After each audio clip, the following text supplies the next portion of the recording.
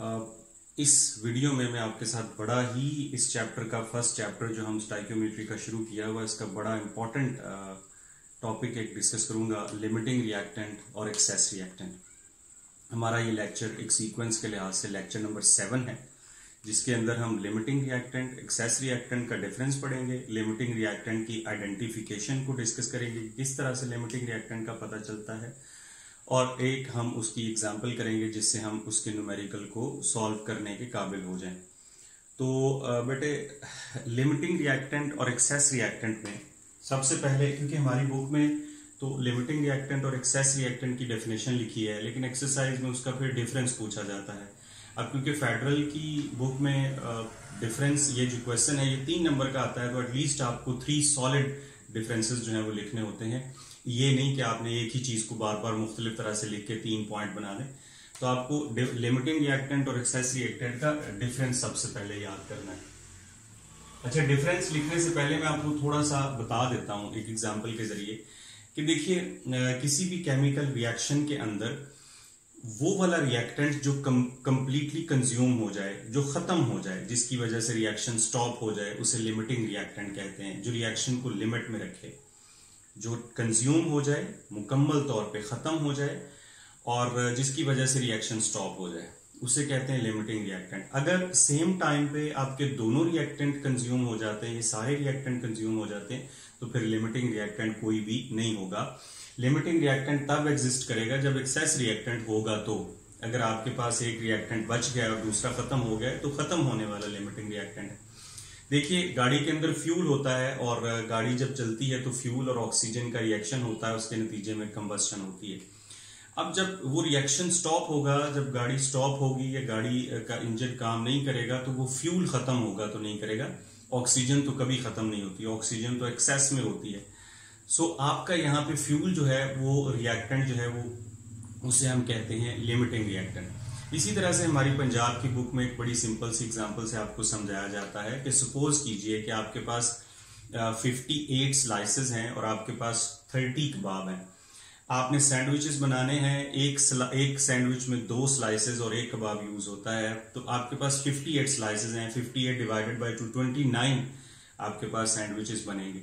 अब 29 जब सैंडविच बन जाएंगे तो आपके पास स्लाइसेस खत्म हो जाएंगे, कबाब अभी भी एक पड़ा हुआ है। तो इस तरह से जो चीज खत्म हो गई उसको हम लिमिटिंग रिएक्टेंट कहते हैं। देखिए, ये तो एक एग्जांपल है ना समझाने के लिए, फिजिकल वर्ड्स है, ये नहीं कि ये रिएक्टेंट्स होते हैं। ठीक है, रिएक्टेंट तो वो है जो केमिकल रिएक्शन करें। ये कबाब का और स्लाइसेस का कोई केमिकल रिएक्शन नहीं हो रहा।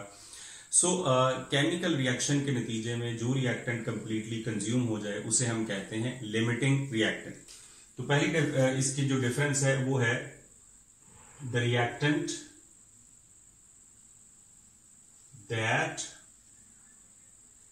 completely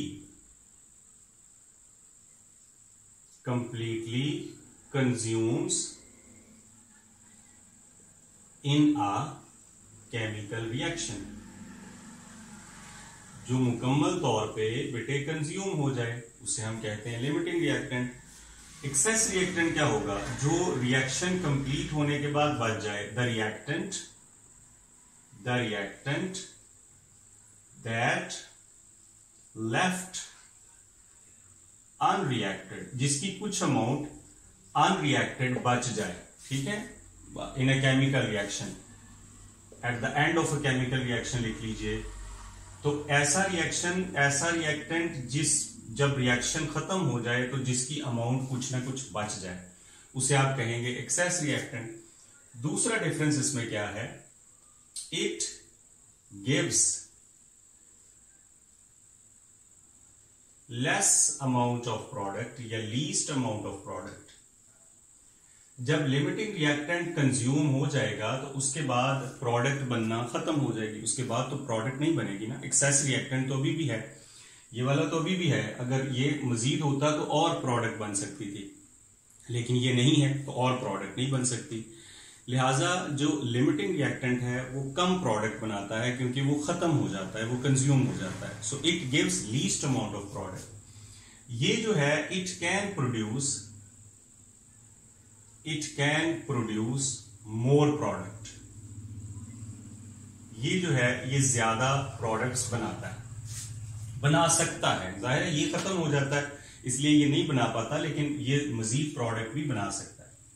तीसरा, इट इज यूजुअली, आमतौर पे ये होता है कि जो लिमिटिंग रिएक्टेंट है वो एक्सपेंसिव है। ये जरूरी नहीं है लेकिन डिफरेंस में आप लिख सकते हैं।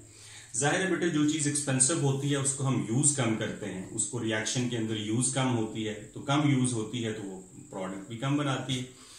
तो यूजुअली ये एक्सपेंसिव होता है इसीलिए ये खत्म हो जाता है, और usually it is usually inexpensive या चीप, ये इसका डिफरेंस है। फिर हम लिख लीजिए इट इज यूजुअली, ये बात भी कोई कंफर्म नहीं है, यूज्ड इन लेस अमाउंट, मतलब ये कोई 100% हार्ड एंड फास्ट रूल नहीं है कि आप इसको हमेशा ऐसा ही करेंगे। ये है, ये बात है कि क्योंकि वो एक्सपेंसिव होता है तो इसलिए हम आमतौर पे इसको यूज कम करते हैं। किसी भी जगह आप देख लें, देखें कंस्ट्रक्शन करते हैं, कंस्ट्रक्शन में दो मेन इंग्रेडिएंट्स यूज होते हैं, सीमेंट और रेत। अब सीमेंट क्योंकि रेत से ज्यादा एक्सपेंसिव है तो वो कम यूज किया जाता है, तो यूजुअली वही खत्म होता है। जब भी रेत का तो आप एक बहुत बड़ा कंटेनर ले आते हैं तो उससे वो खत्म नहीं होती। इसी तरह घर में खाना बनाते हैं तो यूजुअली वही चीज हम कम लेके आते हैं जिसकी प्राइस ज्यादा होती है, तो कम होती है तो वो जल्दी खत्म हो जाती है। लेकिन ये जरूरी नहीं है कि वो जल्दी जो है वो उसकी लेस अमाउंट ही यूज होगी, ये कोई जरूरी बात नहीं। इट इज यूजुअली, ये यूजुअली या जनरली वर्ड जरूर लिखना है, यूज्ड इन लार्ज अमाउंट, आमतौर पे ये ज्यादा अमाउंट में यूज होता है। ठीक है, फिर पांचवा डिफरेंस देख लीजिए कि it is not present in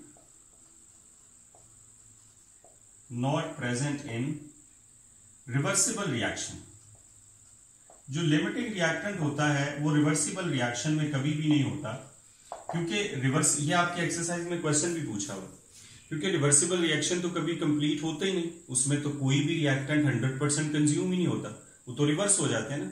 तो रिवर्सिबल रिएक्शन में लिमिटिंग रिएक्टेंट की टर्म यूज नहीं होती। ठीक है, ये यूज हो सकती है। ठीक है, इट इज प्रेजेंट इन या इट मे प्रेजेंट इन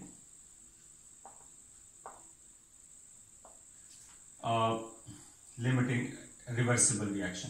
अच्छा, अब वैसे यूजुअली होता ये है, जैसे मैंने आपसे कहा कि एक्सेस रिएक्टेंट भी वहीं पे होगा जहां पे लिमिटिंग रिएक्टेंट होगा, जो बच गया। लेकिन यहां पे हम इस सेंस में कह सकते हैं कि दोनों रिएक्टेंट क्योंकि कंज्यूम नहीं हो रहे तो दोनों को हम, लिमिटिंग तो कोई नहीं है तो दोनों को हम कह सकते हैं एक्सेस में है। लेकिन बहरहाल असल बात यह है कि एक्सेस रिएक्टेंट वहीं पे होता है जहां पे आपका लिमिटिंग रिएक्टेंट हो। तो पहले 4 पॉइंट जो है वो ज्यादा जरूरी है, 5वां बेशक ना लिखिए लेकिन शॉर्ट क्वेश्चन में आपसे ये पूछा गया। एक एग्जाम्पल के जरिए देखिए, फर्ज कीजिए कि आपके पास ये एक इक्वेशन है 2H2 plus O2 goes to form 2H2O। ठीक है, ये आपके पास। अच्छा, अब फर्ज कीजिए कि आपके पास जी इसके 10 मोल्स हैं और इसके 7 मोल्स हैं। ठीक है, अब बताइए लिमिटिंग रिएक्टेंट कौन है। एक बात ध्यान में रख लो बेटा कि लिमिटिंग रिएक्टेंट का जब सवाल आएगा ना तो ये बात जरूरी है कि आपको जितने भी रिएक्टेंट्स होंगे, यूजुअली हमारे सिलेबस में 2 ही रिएक्टेंट होंगे, उन दोनों की अमाउंट गिवन होगी, चाहे वो अमाउंट मास में हो, चाहे वॉल्यूम में हो या चाहे मोल्स में हो, अमाउंट दोनों की गिवन होगी। अब आपने ये नहीं करना कि इसमें से आप कहते हैं कि जी जो कम अमाउंट में है वो लिमिटिंग रिएक्टेंट है तो ऑक्सीजन लिमिटिंग रिएक्टेंट हो गया क्योंकि इसकी मोल्स कम है। ऐसा नहीं, जरूरी नहीं है कि वो उसके मोल्स कम है तो हो सकता है वो यूज भी कम हो। ये देखें, ऑक्सीजन के, हाइड्रोजन के 2 मोल है तो ऑक्सीजन का 1 मोल यूज हो रहा है, तो हाइड्रोजन के 10 मोल यूज होंगे तो ऑक्सीजन के 5 मोल यूज होंगे, ऑक्सीजन बच जाएगी। ये लिमिटिंग रिएक्टेंट है यहाँ पे। लिहाजा किसी भी रिएक्शन में लेस अमाउंट वाले रिएक्टेंट को देख के आपने ये अंदाजा नहीं लगा लेना कि ये लिमिटिंग रिएक्टेंट ही होगा। ठीक है, हाँ, एक बात का आप अंदाजा लगा सकते हैं, वो मैं बात आपको बता देता हूं कि वो फर्ज कीजिए कि ये लिखा है 2A प्लस 3B प्लस C goes to form D।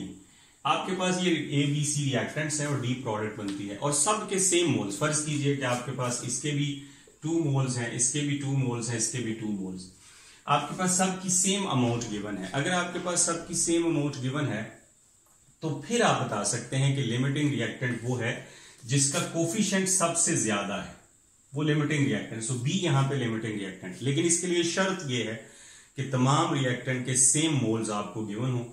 तो जिसका कोफिशिएंट ज्यादा है इसका मतलब बैलेंस केमिकल इक्वेशन में वो ज्यादा यूज हो रहा है। अब जाहिर है मोल्स तो आपके पास सबके इक्वल हैं, तो जो ज्यादा यूज हो रहा है वो जल्दी खत्म हो जाएगा। बट अगर डिफरेंट अमाउंट गिवन है तो फिर हमें आइडेंटिफिकेशन के लिए 2-3 स्टेप करने पड़ेंगे। तो हम डिस्कस करते हैं जी identification of limiting reactant. Identification of limiting reactant. बेटा इसके लिए आपको 3 काम करने हैं। आपको अमाउंट जो है वो गिवन होगी। अगर अमाउंट मैथ्स में है तो आपने सबसे पहला काम ये करना है, ये भी 3 नंबर का शॉर्ट क्वेश्चन है क्योंकि इसके 3 पॉइंट है। कैलकुलेट द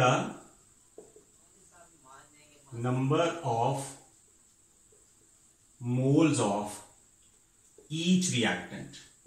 सबसे पहला काम ये करना है कि अगर आपको मोल्स नहीं गिवन, मास गिवन है, तो आप तमाम रिएक्टेंट के मोल्स फाइंड करेंगे। कैसे फाइंड करेंगे? Given mass divided by molar mass. उसके बाद आप क्या करेंगे? दूसरा काम, calculate the number of moles of product by comparing with each reactant.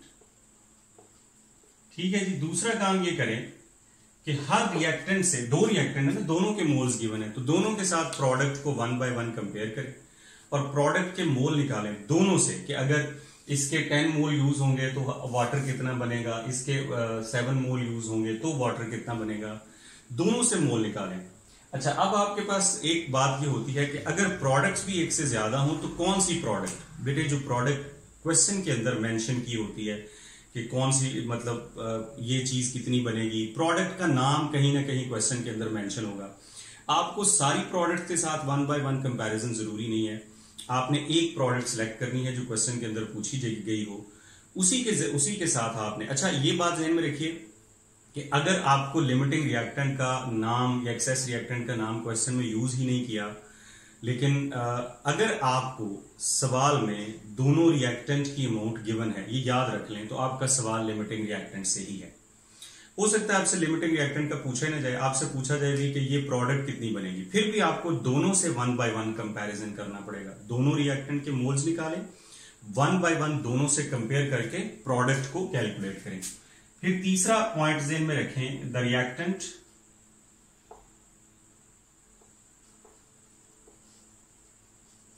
That yields, अब ये मोल्स भी तो प्रोडक्ट ही है ना, less amount of product will be a limiting reactant.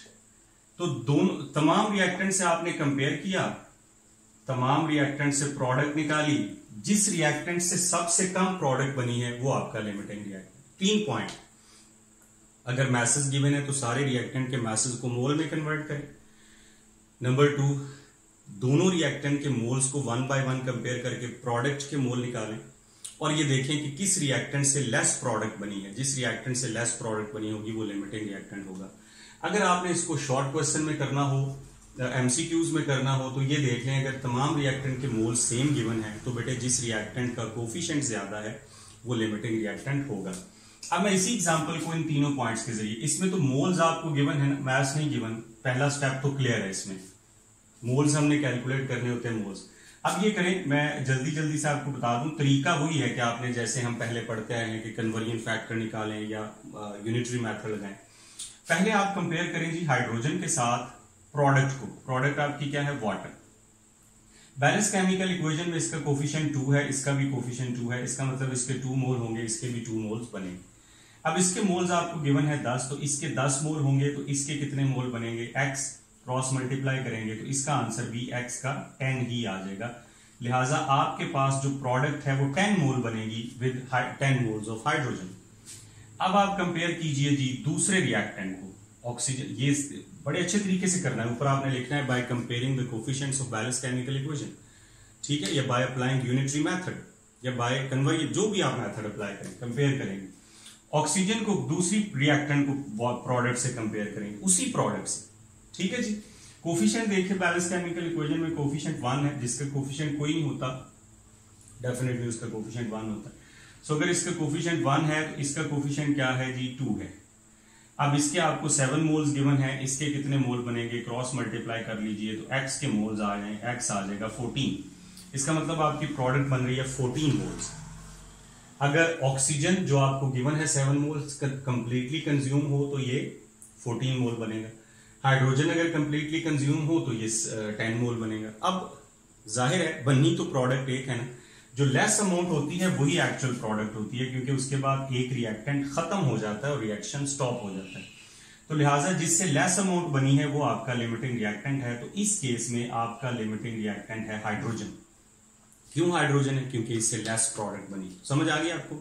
सबसे पहले आपने रिएक्टेंट के मास को मोल में कन्वर्ट करना है, उसके बाद आपने मोल्स 1 बाय 1 कंपेयर करके प्रोडक्ट के मोल निकालने हैं। कौन सी प्रोडक्ट? जो प्रोडक्ट आपको क्वेश्चन के अंदर मेंशन की गई हो। उसके बाद आपने ये करना है कि देखना है कि जिससे कम प्रोडक्ट बनेगी वही असल प्रोडक्ट हो, वही लिमिटिंग रिएक्टेंट होगा। अब आपको पूछा जाए कि इन दोनों में से दो प्रोडक्ट बनी ना, वाटर के 14 मोल, वाटर के 10 मोल, तो एक्चुअल प्रोडक्ट कौन सी है? बेटे जो लेस अमाउंट होती है वही इसकी एक्चुअल प्रोडक्ट है, क्योंकि जब इसके 10 मोल बन जाएंगे तो रिएक्शन स्टॉप हो जाएगा। जब रिएक्शन अब ये तो अभी कंप्लीटली कंज्यूम ही नहीं हुआ, ये तो बच गया, इसके तो 2 मोल्स बच गए अभी। जब ये कंप्लीटली कंज्यूम ही नहीं हुआ तो ये 14 मोल तक कैसे इसको लेके जा सकता है? लिहाजा लेस अमाउंट जब बन जाती है, लिमिटिंग रिएक्टेंट खत्म हो जाता है तो रिएक्शन स्टॉप हो जाता है। बल्कि इसका एक डिफरेंस ये भी है कि जो लिमिटिंग रिएक्टेंट है it can control or stop a chemical reaction. Limiting reactant can control or stop a chemical reaction. Excess reactant can not control or stop a chemical reaction. जो रिएक्शन को control करता है, जो reaction को control या stop कर सकता है रिएक्टेंट, वही लिमिटिंग, इसीलिए इसका नाम लिमिटिंग रिएक्टेंट है। ये लिमिट्स में रखता है, रिएक्शन को रोक सकता है, स्टॉप कर सकता है। ठीक है। अब इसकी जो आगे 1.5 एग्जांपल है, काफी लेंथी एग्जांपल है, तो मैं नेक्स्ट लेक्चर में उसको आपके साथ डिस्कस करूंगा इंशाल्लाह। अभी तक आज के लेक्चर में आप ये देख लें कि लिमिटिंग रिएक्टेंट और एक्सेस रिएक्टेंट का डिफरेंस आपको आना चाहिए, आइडेंटिफिकेशन आपको लिमिटिंग रिएक्टेंट की आनी चाहिए, और मुख्तलिफ एग्जांपल्स को कैसे सॉल्व करना है वो आपको आना चाहिए। बाकी इंशाल्लाह हम नेक्स्ट लेक्चर में इसको कंप्लीट करेंगे। अल्लाह हाफ़िज़।